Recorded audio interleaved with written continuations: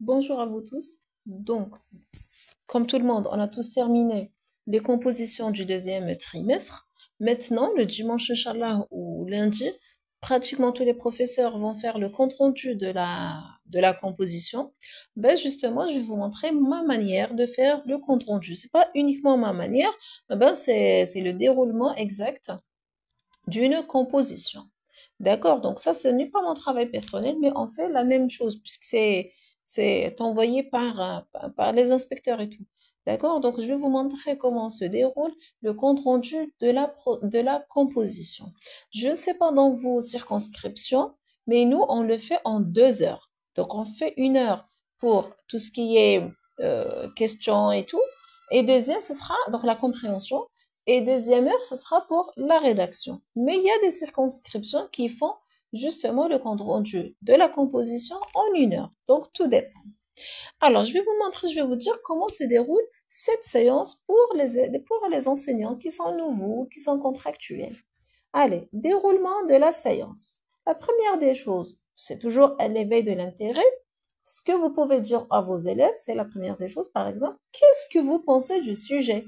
Qu'est-ce que vous pensez du texte? Est-ce qu'il est facile? Est-ce qu'il est difficile? Est-ce que vous avez trouvé des difficultés à comprendre le texte? D'accord? Est-ce qu'il est lent? Est-ce que non, ça va? Le dosage des questions, comment vous les avez trouvées? Donc, vous faites ça en 3 minutes à peu près. Laissez les élèves s'exprimer, d'accord, à propos du sujet que vous leur avez proposé. Allez, la deuxième étape, ce sont les remarques positives et les remarques négatives, bien sûr, sur la performance des élèves. On commence toujours par le positif. La première des choses, vous allez leur dire, eh ben, j'ai aimé, par exemple, ce que j'ai bien aimé, c'est que beaucoup d'entre vous ont bien compris le texte, par exemple. Pareil pour la conjugaison, vous avez bien appliqué ce qu'on a compris, ce qu'on a fait en classe, par exemple. Pour le discours, par exemple, pour quatrième année, le discours a été bien assimilé, vous avez bien transformé. Ou au contraire, d'accord? Donc, les résultats, vous allez leur dire, est-ce qu'ils sont moyens, est-ce qu'ils sont satisfaisants, ou bien est-ce qu'ils sont insatisfaisants? Donc, tout dépend, bien sûr, de la grille. Vous savez très bien qu'on fait un pourcentage, et vous allez le voir juste après. Donc, après, vous allez parler bien sûr des insuffisances. Donc, vous leur dites, les enfants, dorénavant, vous devez bien lire le texte parce que je vous ai proposé quelques questions qui nécessitent une compréhension. Mais beaucoup d'élèves sont tombés dans le piège. Pourquoi? Parce que vous n'avez pas bien lu le texte. Par exemple, aussi, tout ce qui concerne les points de langue. Pourquoi vous n'avez pas bien révisé la terminaison, par exemple, les terminaisons du futur, par exemple, pour les deuxièmes années? D'accord? Et puis, surtout pour la lisibilité et la tenue de la copie. Certains élèves ont une écriture qui est illisible. D'accord? Donc, ils doivent soigner leur écriture parce qu'ils doivent se préparer au brevet. Et puis, il y a certaines copies qui sont sales. Faites attention, on ne donne jamais une copie sale à un enseignant. D'accord? C'est un manque de respect. Voilà. Après, troisièmement, bien sûr, chose que normalement vous devez faire quand vous terminez la correction, c'est le tableau. Ce tableau-là qu'on fait tous. Alors, vous avez, attendez, donc on a ce tableau-là.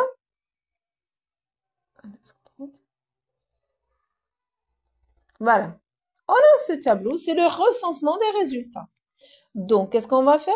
Donc, on a les notes, ceux qui ont eu moins de 10. Donc, ils sont là. Et vous avez le pourcentage. Par exemple, 84% des élèves n'ont pas eu la moyenne.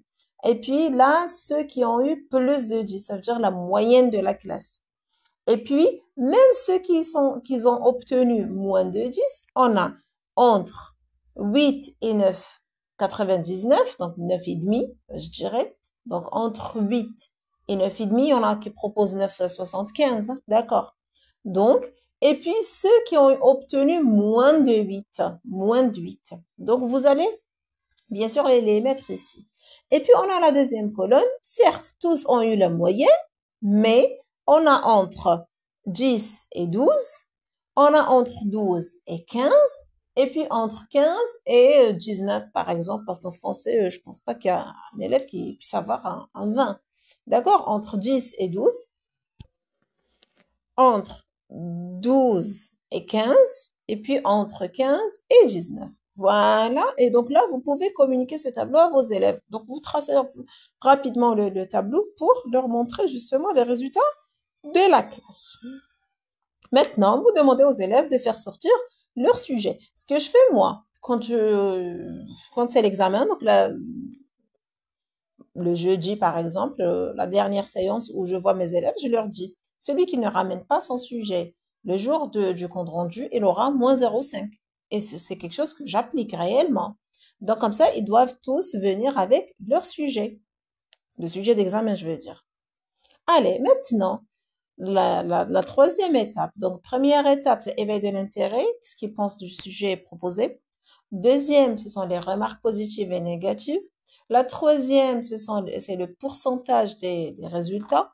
Et la quatrième, c'est la lecture maintenant magistrale. Donc, vous allez lire, voilà, le texte et puis proposer aussi à deux élèves de bien lire le texte. Et puis, bien sûr, on répond aux questions. Allez, quel est le thème par exemple? Quelle est la source de ce texte? Et qui est l'auteur? Il se compose de combien de paragraphes? Quel est le type et le genre de ce texte? D'accord? Ça s'applique à tous les textes. On commence toujours par ça. Donc, ce qu'on appelle l'étude paratextuelle. C'est comme la compréhension de l'écrit. Après, ou bien, qui a écrit ce texte? À qui? De quoi il parle? Et pourquoi? Maintenant, c'est la correction collective et progressive du questionnaire. Maintenant, les élèves doivent se référer bien sûr au texte et justifier leur réponse à chaque fois que nécessaire. Par exemple, on commence par le texte parle de, donc ils vont vous donner la réponse. Le type de ce texte est, ils vont vous donner la réponse. Là, c'est clair hein, pour tout ce qui est compréhension. Donc, ils vont répondre. Certains profs proposent même des réponses sur les ardoises. Moi, je préfère qu'on fasse ça oralement. Moi, j'ai pas de problème. Après, là où ça coince, donc tout ce qui est compréhension, ça va. Donc on répond aux questions au fur et à mesure, puis vrai ou faux, quand vous arrivez à vrai ou faux. Certes, on ne demande pas le jour d'examen aux élèves de justifier l'erreur, mais quand on fait le compte rendu, par exemple, ils vous disent faux, dites-leur pourquoi. Si vous disent vrai, justifiez du texte. D'accord? Donc on fait ça, on justifie, mais oralement. Comme ça, vous vérifiez vraiment la compréhension des élèves. Après, après cela, d'accord, ne regardez pas ce qui est écrit ici. Deuxième, là, c'est la correction collective et progressive de la compréhension. Et puis, on s'arrête. On sait très bien que dans le sujet, j'ai, par exemple, QCM, après une question ouverte, après vrai ou faux. Je m'arrête. Après, ce sera vocabulaire, grammaire, conjugaison. C'est dans cet ordre-là. Quand on arrive au vocabulaire, par exemple, vous avez deuxième ou quatrième année, les verbes de parole. Allez, relevez-moi un verbe de parole. Ce qui est demandé, c'est un seul verbe de parole. Mais vous demandez aux élèves de faire sortir tous les verbes de parole, de parler de leur emplacement aussi. Alors, ils sont placés où? Avant, après. Donc, vous faites un rappel en même temps. Quand il s'agit de la grammaire, par exemple, pour les deuxième années, c'est les adverbes de manière. Pour les troisième année, vous avez le complément du nom plus le complément du nom plus la relative. Si beaucoup d'élèves n'arrivent pas à répondre à ça, directement tracer un trait remédiation. La remédiation doit se faire soit sur les ardoises, soit oralement. Mais moi, je préfère la faire sur les ardoises. Ça fait travailler tout le monde en même temps et on gagne du temps. Donc, je préfère la faire sur les ardoises. Donc, la remédiation est importante le jour du compte rendu et surtout de la faire au fur et à mesure. N'attendez pas à ce que vous terminiez tout et après vous demandez aux élèves. Pas la peine. Adverbe de manière, beaucoup d'élèves n'ont pas su, par exemple, transformer malheureux en malheureusement, par exemple. Directement. Allez, activité 1. Transforme ces adjectifs en adverbes. Mais avant de faire ça, bien sûr, vous faites un rappel. Rappelez la règle, ou bien les élèves vont vous la donner, par exemple. Alors, les enfants, comment on transforme un adjectif en adverbe? Bien sûr, on transforme l'adjectif au féminin, on rajoute ment. C'est pour tous les adjectifs? Non. ent, on efface. On remplace par ment. ant, on efface. ment. Allez, activité avec moi. Et vous faites l'activité. Comme ça, pour que ça s'enracine. On passe à la conjugaison. Par exemple, deuxième année, vous avez le futur. Beaucoup d'élèves, les enfants, n'ont pas su conjuguer les verbes du troisième groupe au futur. Et pourtant, je vous ai donné la liste. Pourquoi? Donc, vous n'avez pas révisé. Alors, voilà. Donc, allez, qui peut me rappeler? Le verbe faire, fera, F-E, très bien. Pouvoir, pourront, venir, viendrait, être, serait, avoir, aurait, très bien. Donc, qui peut me rappeler toute la règle? Premier groupe, on garde ER et on rajoute les terminaisons suivantes. C'est les élèves, ce sont les élèves qui vont vous donner ça. Deuxième groupe, on garde le IR et on rajoute les terminaisons, les mêmes terminaisons. Et puis, directement, activité. Allez, sur les ardoises, faites sortir les ardoises rapidement, répondez à l'activité. Et voilà. Donc, au fur et à mesure, d'accord. Donc, euh, je vous rappelle les étapes. Première étape, éveil de l'intérêt, qu'est-ce qu'il pense du sujet. Deuxième, remarque positive, négative. Troisième, le taux de réussite ou bien le pourcentage. Et puis quatrième, vous avez la correction collective et progressive. Ah, pardon, la lecture d'abord du texte, une lecture magistrale par le prof et les deux élèves. Après, 5, la correction collective et progressive de la compréhension seulement. Après, l'autre, ils vont faire sortir leurs ardoises, bien sûr, et on attaque les points de langue avec remédiation au fur et à mesure, au fur et à mesure.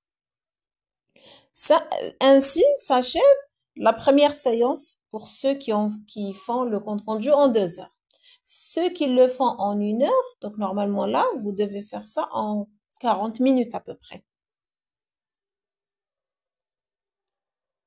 Maintenant, amélioration de la trace écrite d'un élève comportant quelques fautes séquentielles. D'accord?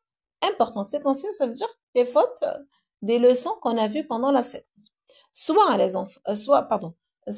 mes chers collègues, soit vous élaborez vous-même un écrit avec quelques fautes, les fautes surtout de la séquence, et surtout, n'attardez pas trop sur l'orthographe. Essayez de voir surtout la construction de la phrase. Quand une phrase est très très mal construite avec une belle orthographe, on voit vraiment pas l'orthographe. Ce qui nous dérange après, c'est pas l'orthographe, c'est la construction de la phrase. Donc, essayez de proposer vous-même, si vous voulez, un texte avec des maladresses, avec des phrases mal dites. Et j'ai dit, n'insistez pas trop sur les fautes d'orthographe. Soit un élève, regardez bien quand vous corrigez, essayez de garder une production qui fait bien l'affaire, quoi. D'accord? Qui répond à ce que vous voulez vraiment corriger chez vos élèves. D'accord? Et bien sûr, vous faites ça ensemble.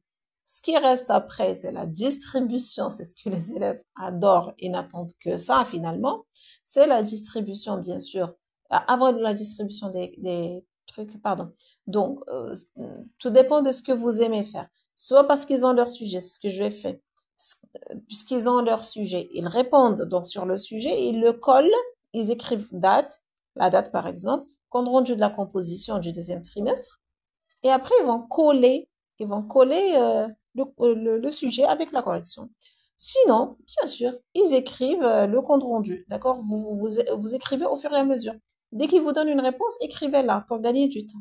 Donc, avant de distribuer les feuilles, assurez-vous que les élèves ont écrit sur leur cahier si vous leur demandez d'écrire sur le cahier, ou bien ils ont répondu sur le sujet, ils l'ont bien collé.